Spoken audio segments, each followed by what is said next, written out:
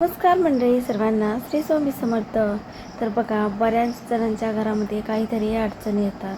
अडचणी काही सुटत नाही, त्यातून काही मार्गही निघत नाही. तर हे कशामुळे होतं हे आपल्याला माहीत नसतं. त्यामुळे तुम्ही जर स्वामींच्या सेवेमध्ये जर आलात तर तुमच्या अडचणी आपोआप सुटायला मार्ग मिळेल. कारण स्वामी हे असे आहेत की आपल्यावर जर अडचण एखादी आली तर त्यातून मार्गही नक्कीच काढतात. त्यासाठी आपल्याला स्वामी महाराजांची नित्यसेवा करणे खूप गरजेचं आहे. तर काय आहे ही सेवा, तर आजच्या व्हिडिओमध्ये मी तुम्हाला सांगणार आहे. व्हिडिओला सुरुवात करण्याआधी चॅनलवरती जर कोण नवीन असेल तर व्हिडिओ सबस्क्राईब करून घ्या, लाईक करा, जास्तीत जास्त स्वामी भक्तांपर्यंत हा व्हिडिओ शेअर करा. तर बरेच ताई दादा स्वामी भक्त आहेत, त्यांना अनुभव असेल की त्यांच्या अडचणीतून त्यांना स्वामींनी मार्ग दाखवलेला आहे. त्यांच्यावरती कोणतीही अडचण येऊ दिली नाही, किंवा जरी आली तर स्वामी महाराज स्वतः आधी तिथे उभे राहतात. त्या आपल्या भक्तापर्यंत कुठलीही अडचण असेल तर ती पोचू देत नाही, त्याची झळ पोचू देत नाही. ते स्वतःवरती घेतात, कारण ते आपले ब्रह्मांडाचे नायक आहेत. त्यासाठी आपल्याला एक जी सेवा आहे ती केली पाहिजे. ती सेवा जर तुम्ही नियमित आणि रोजच्या रोज जर केली तर तुमच्या आयुष्यामध्ये इतकं काही चांगलं घडेल की आजपर्यंत जे तुम्ही विचारही केला नसाल. तर काय आहे सेवा, तर आज मी तुम्हाला सांगणार आहे. तर त्यासाठी आपण रोजच्या रोज देवपूजा केल्यानंतर काय करायचं, तर स्वामी माळ जे आहे ते 108 वेळा स्वामी महाराजांचा जप करायचा. 108 वेळा स्वामी महाराजांचा जप करणे, स्वामी चरित्र जे आहे ते पुस्तक आहे ते रोजच्या रोज जे 3 अध्याय आहेत ते वाचणे खूप गरजेचं आहे. ही आहे मुळात स्वामींची सेवा. आणि ती सेवा करताना अगदी मनात कुठलेही वाईट विचार न घेता अगदी मन आपलं प्रसन्न असलं पाहिजे आहे. अगदी जशी गंगा जशी स्वच्छ असते तसे आपलं मन प्रसन्न असलं पाहिजे आहे. आणि त्या प्रसन्न ह्याच्या वातावरणामध्ये आपण जर ती सेवा केली तर त्या सेवेचे फळ अगदी लवकर आपल्याला मिळतं. त्यासाठी आपण मन जे आहे ते अगदी प्रसन्न असलं पाहिजे आहे. स्वामी चरित्राचं जर तुम्ही रोजच्या रोज 3 अध्याय जे आहेत ते जर वाचले आणि 108 वेळा जे स्वामी चरित्र पुस्तक वाचून झाल्यानंतर 108 वेळा जी माळ आहे जपमाळ स्वामींची ती जर तुम्ही माळ केलात तर तुम्ही खरंच आयुष्यात तुमच्या इतकं काही बदल होईल की तुम्ही त्याचा विचारही केला नसेल. तुम्ही जे काय आहे ते रोज स्वामींना सांगत जा की महाराज, माझ्या आयुष्यामध्ये ह्या ज्या अडचणी आहेत त्यातून मार्ग दाखवा, त्या अडचणी तुम्ही दूर करा, त्यातून काहीतरी असा मार्ग दाखवा की जेणेकरून तो अगदी मलाही सोपा जाईल आणि तुम्हीही पटकेनं तो मार्ग काढाल. असा काहीतरी मार्ग दाखवा. आयुष्यात खूप काही अडचणी आल्या आहेत, खूप सहन केलेलं आहे, खूप असा बदल घडावी अशी माझी इच्छा आहे. आणि ते सगळं शक्य होणार आहे ते तुमच्यामुळं. महाराज, माझ्या सेवेचं मला फळ द्या, असं तुम्ही महाराजांना म्हणून तर एकदा बघा. तुमची सेवेचं फळ नाही महाराजांनी दिलं तर सांगा. तर स्वामी महाराज हे आपले असे आहेत, फक्त ते आपल्या भक्तांकडे भुकेलेले जसे असतात की आपल्या भक्तांना आपल्या मनभावे आपली सेवा करावी आणि त्या सेवेचं फळ मी माझ्या भक्ताला द्यावं, हीच इच्छा स्वामी महाराजांची असते. तुम्ही स्वामींच्या जर सेवेत जर गेलात तुम्हाला इतकं काही भारी वाटणार आहे की इतकं, जर तुम्हाला ती सेवेची जर सवय लागली तर बघा, तुम्हाला आयुष्यात काहीही कमी पडणार नाही. आजपर्यंत आलेले जे संकट आहे ते संकट स्वामी महाराज दूर करतील. कुठल्याही संकटाची झळ तुमच्यापर्यंत पोचू देणार नाहीत. ही जी सेवा आहे, आणि जर स्वामीचरित्र जे पुस्तक आहे स्वामी महाराजांचं ते जर तुम्हाला अगदी औदुंबर क्षेत्र आपल्या तिथेही मिळू शकतं, किंवा केंद्रामध्ये आपल्या जर गेला तर केंद्रामध्येही ते पुस्तक अवेलेबल केलेलं असतं. तुम्ही ताईंच्याकडून त्या दादांच्याकडून तुम्ही ती जे सेवेचं जे पुस्तक आहे ते तुम्ही मागून घेऊ शकता. आणि तुम्ही ती सेवा आणि माळ जी जपमाळ आहे ती जपमाळ करण्यासाठी ती माळही तिथं अवेलेबल झालेली असते. तर तिथे तुम्ही ती माळही घेऊ शकता. आणि स्वामी महाराजांची सेवा जर अशी नित्यसेवा जी आहे ती रोजच्या रोज जर तुम्ही केली तर तुमच्या आयुष्यामध्ये महाराज इतका काही प्रकाश आणतील की इतका काही बदल घडवून आणतील की त्याचा तुम्ही विचारही केला नसाल. फक्त तुम्ही सेवा करणं महाराजांची खूप महत्त्वाची असते. एकदा तुम्ही महाराजांची सेवा करून तर बघा, कुठलंही संकट होते.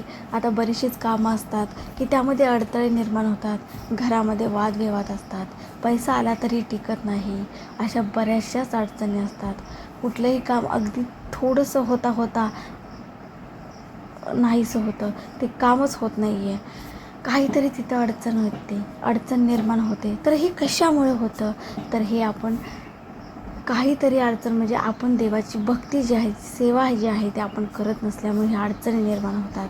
नकारात्मक निगेटिव्ह जी आहे ते आपल्या आजूबाजूला असते आणि त्यामुळे ते काम आपलं यशस्वी होत नाही. फक्त एकदा तुम्ही स्वामी महाराजांच्या सेवेमध्ये जाऊन बघा आणि ते काम जे आहे ते तुमचं करून बघा. स्वामींनी ते कुठलीही अडचण न येता स्वामी तुमचे काम जे आहे ते पूर्ण करून देतील. खरंच एकदा सेवा करा, स्वामींवर एकदा विश्वास ठेवून बघा. मी हे जे व्हिडिओ आहे ते बरेचसेच व्हिडिओ आता आपल्या चॅनलवरती टाकलेले आहेत. फक्त तळमळीनं आणि कळकळून सांगत आहे की तुम्ही स्वामीची सेवा करा. जास्तीत जास्त स्वामी सेवेकरी आहेत दादाताई, त्यांच्यापर्यंत हे जे व्हिडिओ आहे शेअर करा. आजचा व्हिडिओ जो आहे तो तुमच्या समोर आलेला आहे कारण त्याचंही काही कारण आहे. कारण ज्या भक्ताच्या आयुष्याचं सोनं होणार असतं, त्याचं आयुष्य बदलणार असतं, त्याचं संकट दूर होणार असेल तर त्याच व्यक्तीच्या समोर हा व्हिडिओ गेलेला असतो. हे सहजासहजी कोणाच्याही व्हिडिओ समोर जात नाही. आता आपण बरेचसेच असे अनुभव ऐकतो. बरेच ताईंना दादांना स्वामी महाराजांची प्रचिती आलेली आहे.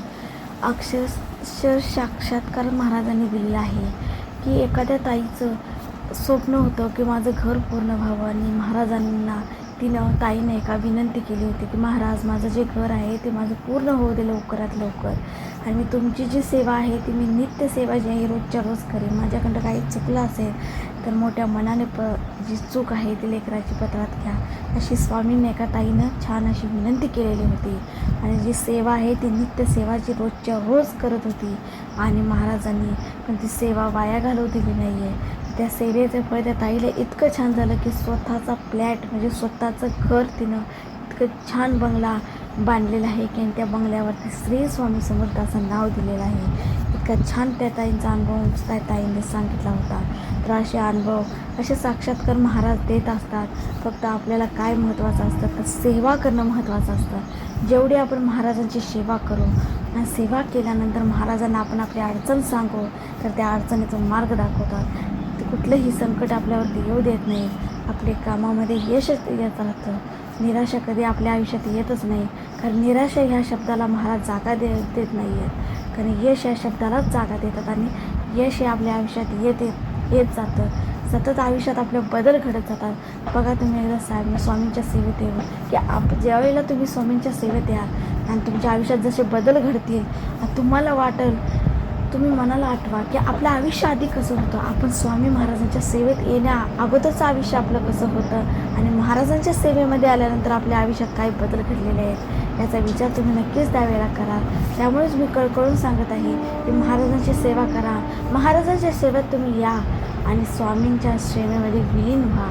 जास्तीत जास्त जे सेवेकरी म्हणजे सेवेमध्ये नाही आहेत दादाताई त्यांच्यापर्यंतही हा व्हिडिओ स्वामींच्या आशीर्वादाने जास्तीत जास्त जावावा हीच माझी इच्छा आहे. कारण त्यांनीही स्वामींची सेवा करावी. बघा इतका मोठा कोरोनाचा महाकाळ चालू होता. कोरोना काळामध्ये काहींच्या घरामध्ये अन्न नव्हतं खायला, अगदी बिकट परिस्थिती होती. पण जे दादाताई स्वामींचे सेवेकरी होते त्यांच्यावर ही परिस्थिती स्वामींनी येऊ दिली नाही आहे. इतके वर्षभर ते कोरोनाचा काळ होता. अगदी घराच्या बाहेर पडायला सुद्धा जास्त ही नव्हती. तरी सुद्धा ते सेवेकरी दादा जे ताई आहेत जी स्वामींच्या सेवेमध्ये आहेत त्यांना सुद्धा स्वामी महाराजांनी घरात अन्नाचा कणही कमी पडू दिली नाही आहे. अगदी बाहेरचे सुद्धा 2-3 जी माणसं आहेत ते पोट भरून त्यांच्या घरामध्ये येऊन अन्न खातील इतका अन्नाचा साठा महाराजांनी त्यांच्या घरामध्ये केलेला होता. एका ताईने छान असा अनुभव सांगितला. इतका मोठा महाभयंकर कोरोनाचा काळ आलेला होता. त्या काळामध्ये महाराजांनी इतकी त्यांची साथ दिली. त्यांची सेवा जी केलेली होती त्यांनी त्याचं फळ त्यांना दिलं. कुठलीही गोष्टीची कमतरता महाराजांनी येऊ दिली नाही आहे. खरंच माझे काही शब्द काही चुकले असतील सांगताना तर मला माफ करा. कारण हे सत्य आहे. जे सत्य घटना घडलेली आहे तेच मी तुम्हाला सांगत आहे. त्यामुळे तुम्हाला मी कळकळून सांगते व्हिडिओमध्ये की तुम्ही स्वामीची सेवा करा. गुरुचरित्राचं पारायण जे आहे म्हणजे 3 जे अध्याय आहे ते गुरुचरित्राचं ते तुम्ही वाचत जा. 108 वेळाची जपमाळ आहे महाराजाची ती करत जा. आणि तुमची काही अडचण आहे ती महाराजांना सांगून बघा. महाराज तुमची जी कळकळीने सांगितलेली जी विनंती आहे ती स्वामी महाराज तुमची पूर्णच करतील. तुमची इच्छा तुमच्याजवळ कुठलेही संकट अगदी न येऊन देता. आता महाभयंकर म्हणजे येणारं जे पुढचं संकट आहे खूप महाभयंकर आहे असं म्हणतात. त्यासाठी स्वामी महाराजांच्या तुम्ही सेवेत राहणं गरजेचं आहे. स्वामी महाराजांच्या जेवढे सेवेत राहाल तेवढं कितीही मोठं संकट येऊ द्या आपल्यावरती ते आपल्यापर्यंत झळ महाराज पोचू देत नाहीत. फक्त त्यासाठी आपल्याला काय करणं गरजेचं आहे तर सेवा करणं गरजेचं आहे, महाराजांची सेवा. कारण महाराजांची जेवढी आपण सेवा करू तेवढेच महाराज आपल्यावरती प्रसन्न होतात. महाराजांना काय हवं असतं तर महाराजांना हवं असतं की माझ्या भक्तांनी माझी सेवा करावी, त्याच्या आयुष्यामध्ये प्रकाश पडावा, त्याच्या आयुष्यामध्ये बदल घडावा, त्याची प्रगती व्हावी, त्याच्यावरती कोणतंही संकट येऊ नये असं महाराजांनाही वाटत असतं. फक्त महाराज आपली परीक्षा घेत असतात. आपल्यावरती जेव्हा अडचण येते ते अडचण काय येते, ज्या वेळेला आपण स्वामी महाराजांच्या सेवेत जातो आणि आपल्या मनाला वाटत असतं की अरे मी स्वामींच्या सेवेमध्ये तर आहे पण माझ्या आयुष्यामध्ये काहीच बदल घडत नाही. मी या ताईंचा व्हिडिओ बघितला आणि मी स्वामींच्या सेवेमध्ये लागलो तरी माझ्या आयुष्यामध्ये काही बदल घडत नाही. आयुष्यात येतात तर फक्त अडचणी. तर काय येतात अडचणी, तुम्ही नुसते स्वामींच्या सेवेमध्ये लागलेले असतात. तुम्ही स्वामींना विनंती तुमची काही जी आहे ते सांगत असता. फक्त स्वामी तुमची तिथं परीक्षा घेत असतात की तुम्ही कितपत तुमच्यामध्येही किती ताकद आहे त्या अडचणीतून मार्ग काढण्याची, ते स्वामी बघत असतात. त्यामुळे स्वामी स्वतः त्या अडचणी निर्माण करत असतात. फक्त ते आपल्याला कळत नसतं, ते आपल्याला समजत नसतं. फक्त आपण स्वतः दोष देत असतो की बाबा मी इतकं सेवा करतो पण स्वामी मला त्याचं फळ देत नाहीत. येतात तर काय तर ते अडचणी येतात. तर तुम्ही एकदा त्या अडचणी का आलेल्या आहेत हे समजून घेण्याचा प्रयत्न करा. कारण स्वामी महाराज तुमची परीक्षा घेत आहेत आणि प्रत्येक परीक्षेत पास होणं हे तुमचं गरजेचं आहे. त्यामुळे स्वामींच्या सेवेत जास्तीत जास्त विलीन व्हा, सेवा जास्तीत जास्त करा.